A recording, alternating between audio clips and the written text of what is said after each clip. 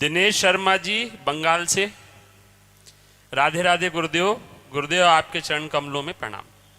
गुरुदेव, आज माता जी की पूजा और उनके देवी देवताओं की पूजा बहुत जोरों से हो रही है। हम भी उसी समाज में रहते हैं, कहीं मोहल्ले की कमेटी में है जहां चंदा लेना पड़ता है, वहां पूजा के नाम पर गलत खर्च होता है।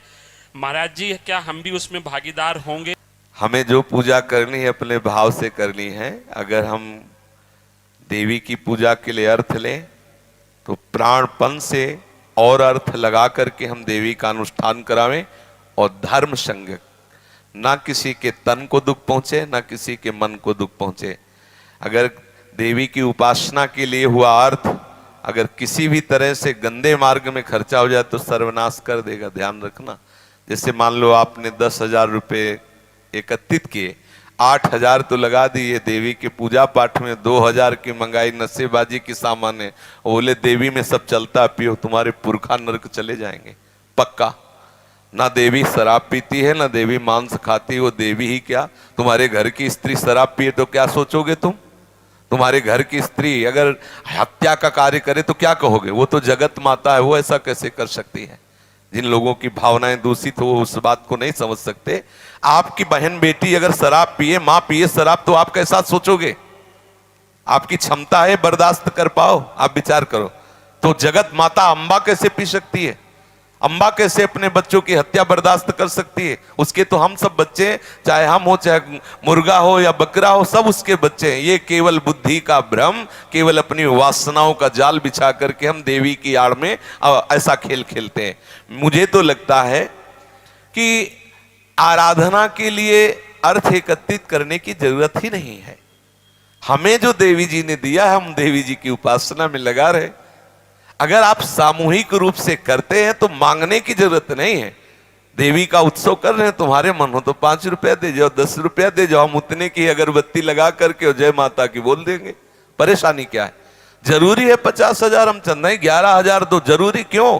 11,000 में देवी प्रसन्न हो तो हम 1 लाख देते हैं, प्रसन्न करवा दो। कोई ऐसे भी होंगे जो 1 करोड़ दे देंगे, प्रसन्न करो। अरे महालक्ष्मी स्वरूपा वो खुद है, उसे तुम्हारे 11,000 10,000 चाहिए, समझो। वो केवल इस बात में प्रसन्न होगी, तुम रो के बोल दो मां मैं तेरा हूं।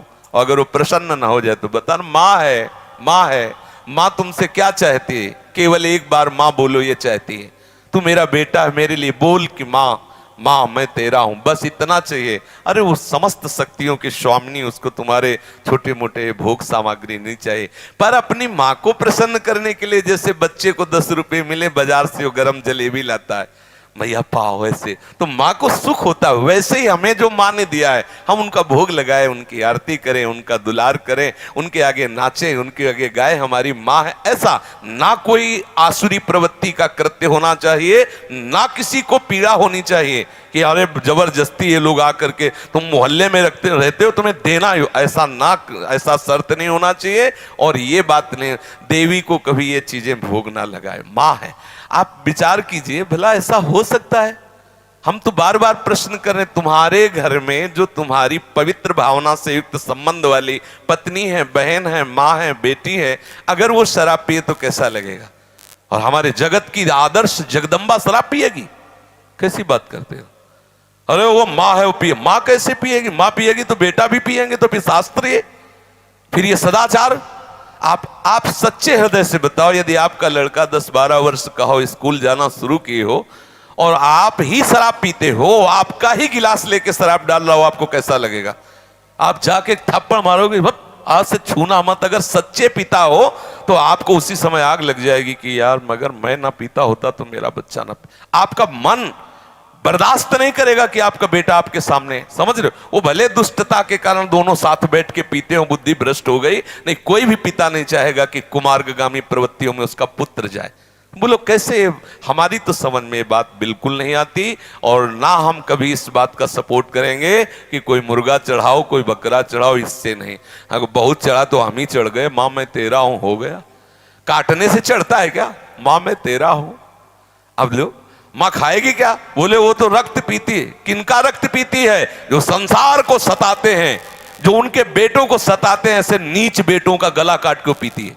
रक्त बीज आदि जैसे घोर राक्षस जो समाज में फैले हुए संक्रामक रोग की तरह लोगों को कष्ट देते थे, मां अपने इन सात्विक पुत्रों की रक्षा के लिए उन दुष्टों का विनाश कर दिया।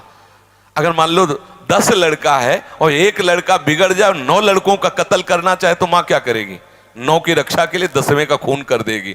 इसलिए वो महिषासुर, शुंभ निशुंभ, रक्त बीज, इनका वो संहार है, वो भी बेटे, लेकिन दुष्ट हमारे सात्विक सरल हृदय वाले बेटों का तू विनाश करेगा, ये मैं देख नहीं सकती, और उनका विनाश कर दिया।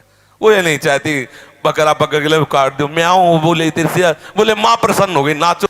अगर तुझे बहुत ही खून देने की जरूरत तो अपना खून दे मां को, तब माने कि हाँ मां को तू पसंद करता, काट अपना हाथ और पिला के ले मां। अगर तू खून ही चाहती तो फिर देख तेरे को मां उपदेश क्या करते हैं, अपने ही तो सुई ना लगनी चाहिए, दूसरे का गला कट जाए। ये सब बेकार की केवल वासना के खेल हैं, भगवत प्रसन्नता का हेतु नहीं है। अर्थ देने से कैसे बचा जाए? माने जहां भी रहते हैं, माने हम आपसे रुपया मांग रहे हैं कि आप हमें दो, नहीं तो नहीं, एक बात बता रहे, हम आपसे कहें कि आप हमें रुपया दो, आप इतने कह सकते हो महाराज मेरी सामर्थ्य नहीं, क्या चला जाएगा? ये बोलने में क्या जाता है? नहीं, कुछ नहीं। तो बस फिर बोल दीजिए मेरे पास सामर्थ्य नहीं। बोले इतना सब है, वो इतना सब उन्होंने परिवार दिया, वो माँ का ही तो है, उन्हीं की सेवा के लिए है। घर में भी ठाकुर सेवा होती है, घर में भी माँ की पूजा होती है, उसी में लग जाएगा। हमारी इतनी सामर्थ्य नहीं कि हम आपको दे सके, खत्म। अगर वो नाराज होते हो माँ हमारे पक्ष में, तो हमारे कौन बिगाड़ सकता है? इसलिए राधे राधे।